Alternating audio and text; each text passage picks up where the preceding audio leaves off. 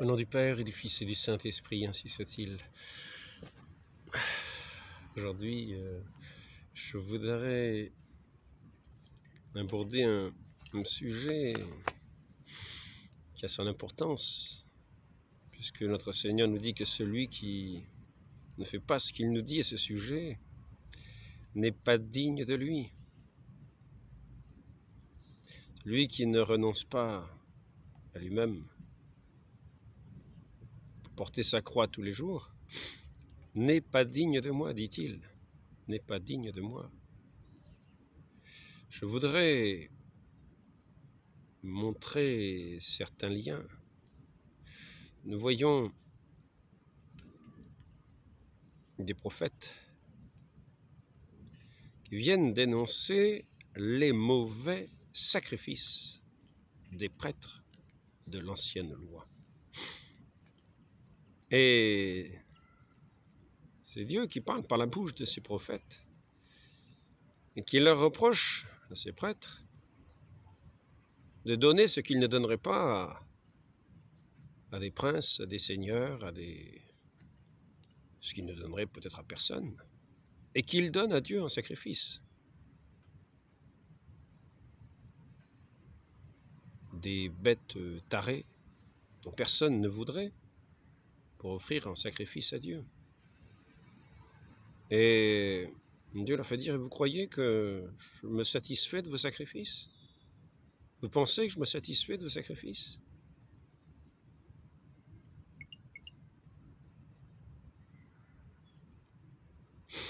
Nous pouvons comparer à cela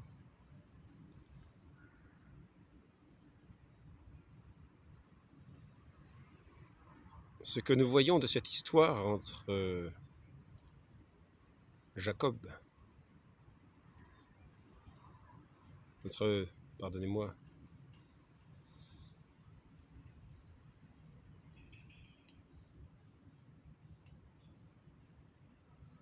et Ésaü.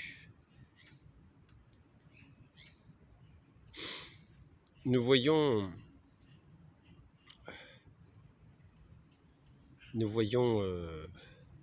Ésaü qui vend son droit d'aînesse pour un plat de lentilles. Il est fatigué. Il a toutes les excuses, il n'en peut plus, il faut retrouver des forces. Il va vendre ce droit d'aînesse.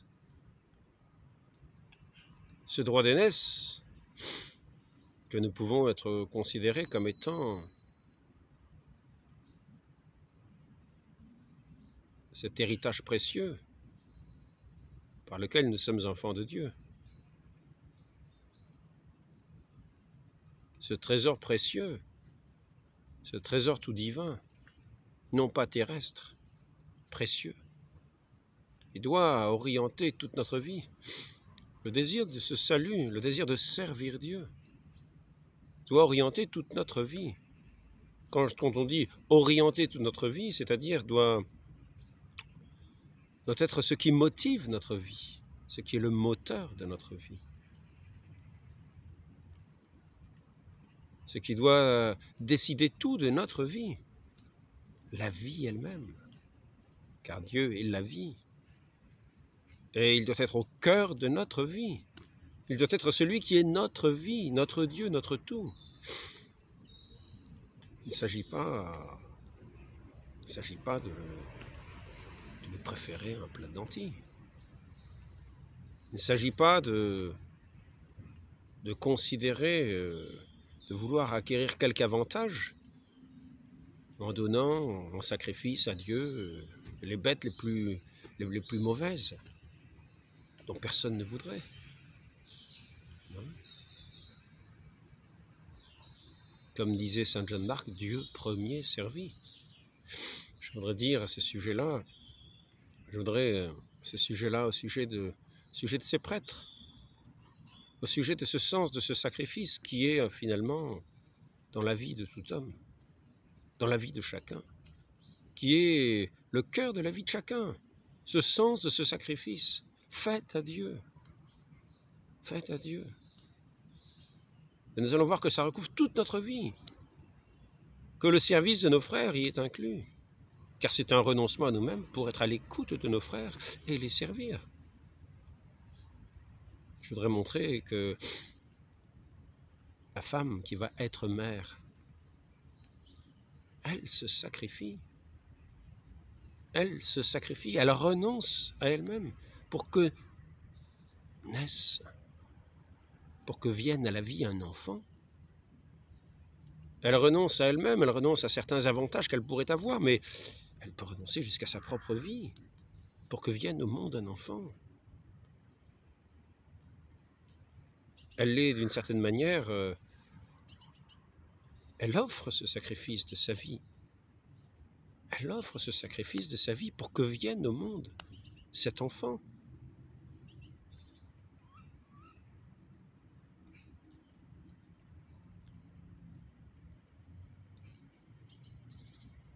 Quand nous voyons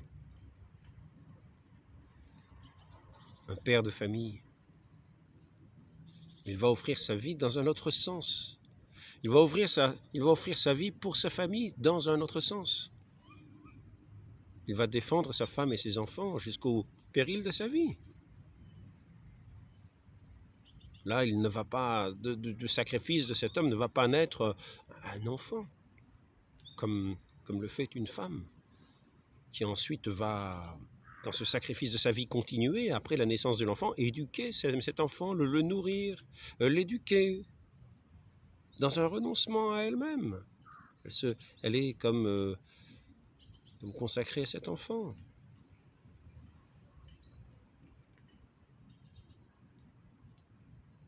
Même si en premier, son cœur, en toute justice, doit être avant tout consacré à Dieu, dans tout ce qu'elle fait.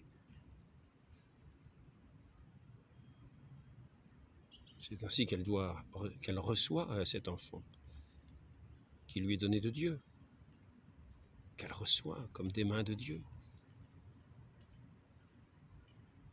comme sa charge, comme sa vocation, son appel, auquel elle doit répondre, de donner sa vie pour que naisse cet enfant et pour l'éduquer. Et le mari, lui, est consacré à sa femme. Lui donnera sa vie pour sa femme et ses enfants. Non pas pour que naisse un enfant, une vie nouvelle, non, mais pour leur venir en aide, pour subvenir à leurs besoins dans le travail de tous les jours. C'est un sacrifice permanent. Dans cette famille humaine, nous voyons qu'il paye de sa vie ce sacrifice. C'est une offrande, c'est l'offrande de cet amour mutuel qui est la loi véritable de Dieu. Cette loi de Dieu, cette loi de l'amour, cette loi du service. Le premier parmi vous sera le serviteur de tous. C'est ainsi que le Christ, dans cette grande famille humaine, s'est offert en sacrifice lui-même, lui qui est l'agneau véritable. Non pas un agneau bancal, le plus mauvais de la troupe, non, c'est Dieu lui-même, qui s'est fait homme, cet homme parfait, cet homme sans péché, sans tache, sans défaut, qui s'est fait l'agneau de Dieu, qui s'est fait le sacrifice offert à Dieu, pour racheter l'humanité entière, comme le bon pasteur. Ainsi nous voyons que ce sacrifice de notre Dieu, de notre Seigneur, c'est lui qui est notre Seigneur, qui est la vérité, qui est la vie, qui sera notre juge, a donné sa vie sur la croix pour nous préserver du mal, du péché, pour nous arracher à ce monde du péché, pour nous arracher à Satan, pour être notre défenseur. Sur la croix, il a parlé pour nous. Il n'a pas pris son repos dans ce monde en disant oui, oh ben non, vous savez, finalement je vais mentir un petit peu, comme ça on va épargner ma vie, je vais être tranquille, je vais renoncer à... Non, non, non, non, non, non, il s'est dressé dans la vérité, pour que par la vérité nous puissions avoir la vie. Il s'est donné en sacrifice, pour que nous puissions nous nourrir de lui-même qui est le pain vivant, descendu du ciel, cette parole de vérité, la vérité. Et c'est ainsi que nous sommes nourris à ce pain de vie, descendu du ciel, à cette parole de vie, à cette parole éternelle. Notre Seigneur a ouvert grand ses bras sur cette croix où il a été immolé pour notre salut, pour nous défendre, pour nous arracher au mauvais, pour nous conduire au Père, tel le bon pasteur qui donne sa vie pour ses brebis.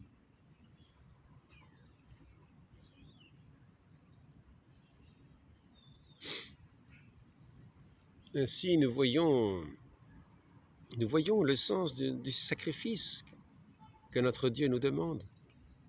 Celui qui ne renonce pas à soi-même, jusqu'à son âme, qui ne hait pas jusqu'à son âme. Celui qui ne porte pas sa croix tous les jours n'est pas digne de moi.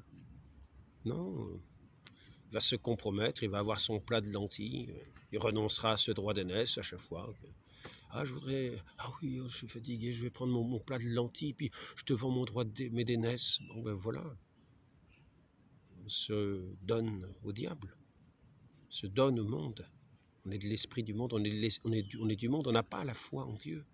On n'a pas la foi en Dieu qui est la vérité, la fidélité, la vie, l'amour. On n'a pas la foi qui est notre héritage. Notre héritage. Et ainsi, c'est chacun pour soi. C'est la guerre perpétuelle, c'est Satan, c'est le diviseur. Notre Seigneur a renoncé à lui-même. Lui qui est de condition divine. Il était de condition divine. Il s'est fait obéissant jusqu'à la mort. Il s'est fait homme, parmi les hommes, comme un esclave. Il s'est fait obéissant jusqu'à la mort. Il a renoncé à lui-même. Versé, s'est vidé de tout son sang pour nous. Voilà le sacrifice que notre Dieu nous a montré. Il n'a pas donné en holocauste des choses qui ne valaient rien. Des choses superflues. C'est ce qui est dit avec l'obol de la veuve. Hein, elle a mis. On regarde souvent, oh dis donc, vous avez vu, il a mis 3 milliards. Hein, il a mis de son superflu. Il a mis moins que cette dame qui a mis deux petites pièces et qui a mis en mettant 2 petites pièces tout ce qu'elle avait. Tout ce qu'elle avait. Car Dieu ne regarde pas aux personnes, ne regarde pas aux richesses. C'est lui qui est la vraie richesse et qui donne richesse à qui il veut. Mais ce qu'il nous demande, c'est de donner notre cœur. De donner notre cœur, c'est ça, l'amour. L'amour, qui est un renoncement à soi-même, afin que nous puissions servir nos frères, d'aimer le prochain comme nous-mêmes, Dieu par-dessus tout. Premier servi. C'est ainsi que les prêtres de l'ancienne loi devaient offrir un agneau sans tache. Un agneau sans tache. Le prémisse de ce qu'ils avaient de plus beau, ce qu'ils avaient de plus parfait, à Dieu. À Dieu. Et c'est ainsi que toute leur vie était orientée à ce service de Dieu. Dans toute leur vie. Et non seulement, et à travers eux, à travers ce sacrifice que ces prêtres faisaient, c'était tout le peuple qui portaient ces agneaux, qui portaient ces prémices de ce qu'ils cultivaient, qu'ils portaient et qui orientaient toute leur vie au service de Dieu. Par cet amour, par cet esprit d'amour qui les a menés à servir leurs frères dans ces commandements divins. L'application de ces commandements divins, mais nous étions incapables. Nous étions incapables. Nous étions incapables. Parce que ce n'était pas le temps de cette grâce divine qui devait être accomplie par ce sacrifice parfait de notre Seigneur Jésus-Christ. Nous étions tous enfermés sous le péché, incapables du salut. Il a fallu attendre celui, après le péché originel, qui nous rachèterait, qui écraserait la tête de Satan, la descendance de la femme, de celle qui a été l'humble servante, qui a fait de sa vie un sacrifice permanent, un service permanent, la servante du Seigneur qui a accueilli l'agneau de Dieu, celui qui accomplirait ce sacrifice saint, parfait, et celui auquel nous serions unis, qui nous obtiendrait cette grâce et cette bénédiction divine, qui nous rétablirait avec notre Dieu.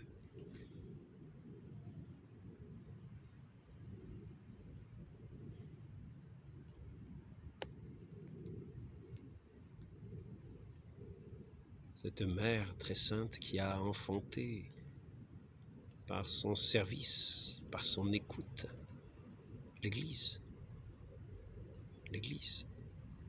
par son renoncement à elle-même, elle a servi le Christ lorsqu'il naquit.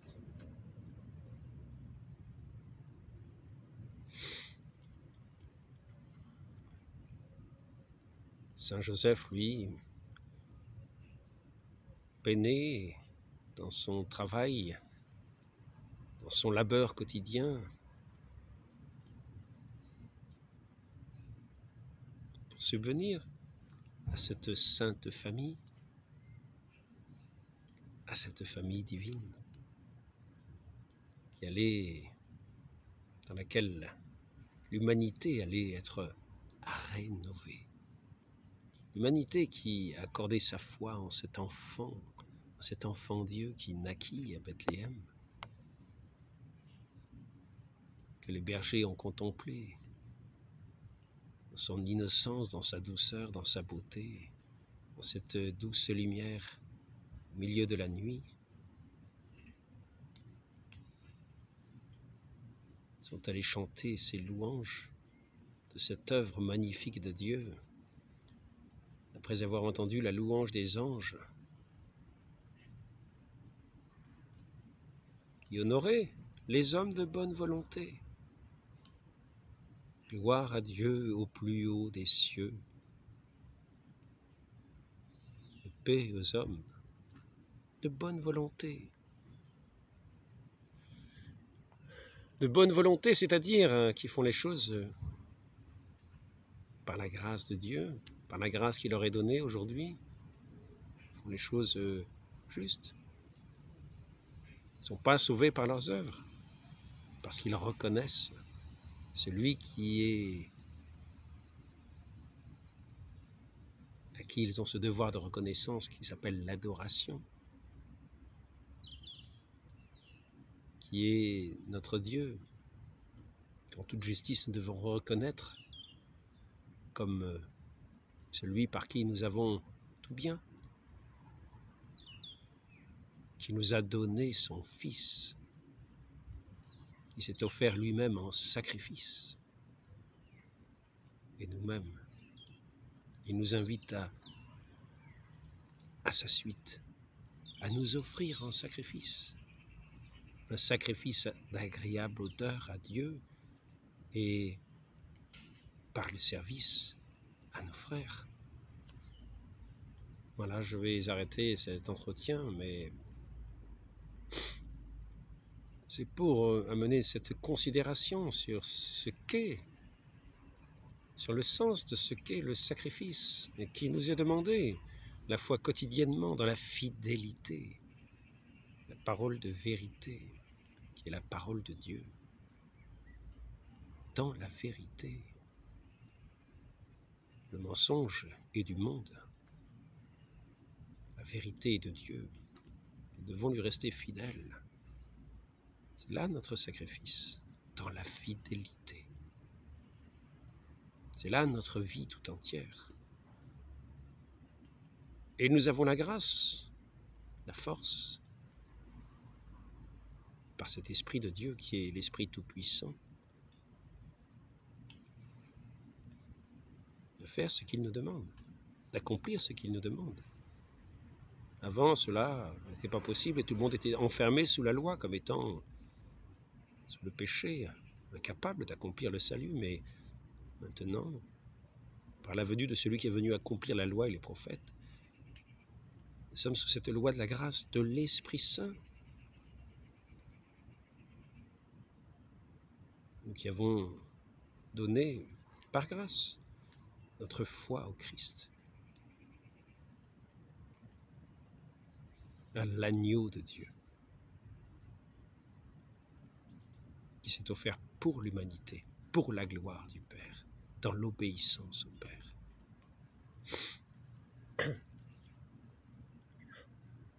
Et il est venu rétablir le règne de cet amour, cette loi d'amour. Il n'y a pas de plus grand amour que de donner sa vie pour ceux qu'on aime. Demandons à la très sainte Vierge Marie de méditer ces paroles.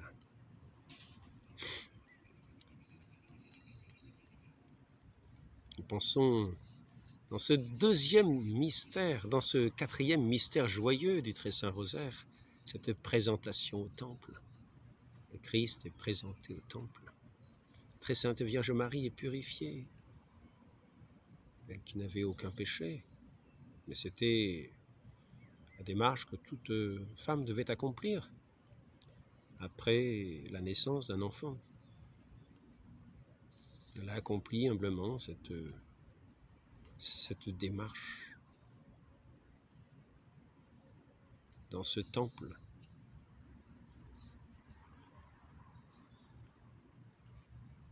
Où elle est allée. Nous avons vu cette merveille, ces prophéties saintes du vieillard Siméon, de la prophétesse Anne. Et nous demandons dans ce mystère la pureté de cœur, non pas la tâche ou bien du monde, mais cette pureté de cœur qui est ce sacrifice de nous-mêmes pour le service de Dieu et de nos frères. Par sa grâce, il surabonde ceux qui l'écoutent. Très Sainte Vierge Marie, obtenez-nous ces cœurs purs qui auront cette grâce immense de voir Dieu éternellement.